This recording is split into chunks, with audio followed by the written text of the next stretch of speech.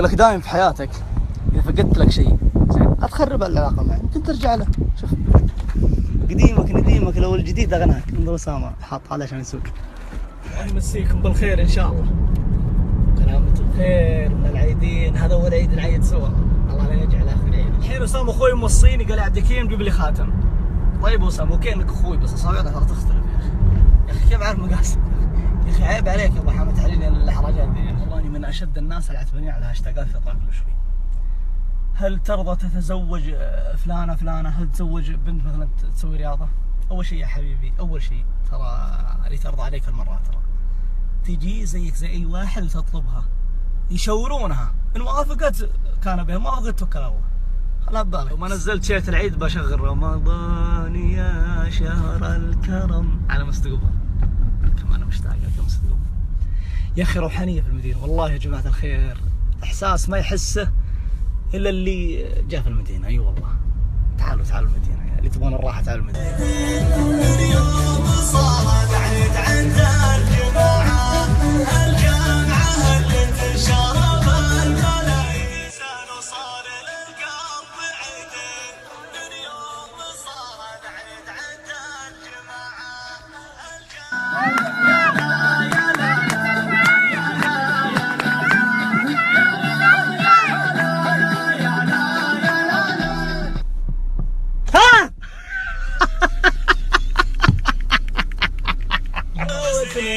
احفظ غلاهم مدح والوداعة.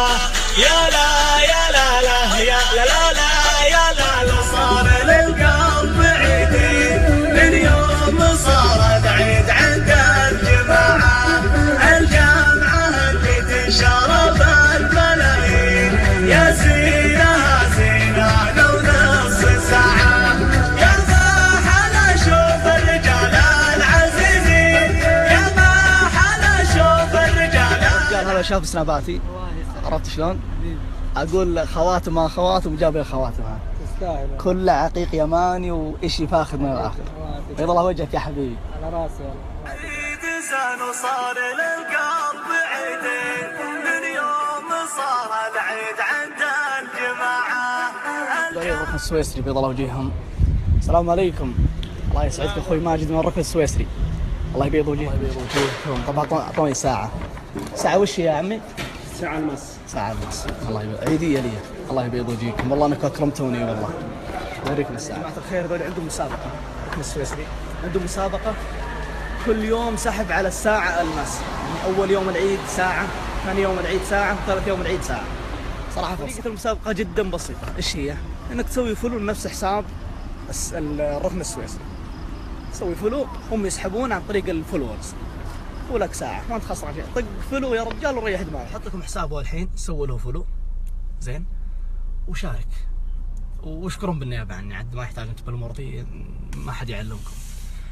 الشيء الثالث انت ما تخسران شيء يا حبيبي، سوي فلو وكلم عيال عمك ربعك جماعتك ممكن يفوزون بساعة، ترى شيء حلو والله.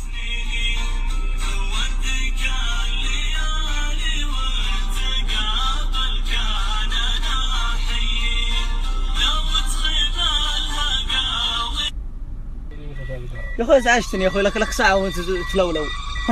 اخوي ما ادري عنك، انشوداتك بشوفي تشتغلون. مين ذي؟ انشودتي هذه الثانية. شوف ايش مكتوب. هذه انشودتي. لا ادري ما عليك. مبروك التخرج. اسمع ولد عمك الاحمق وش يقول؟ بمناسبة حلول عيد الفطر. عيد.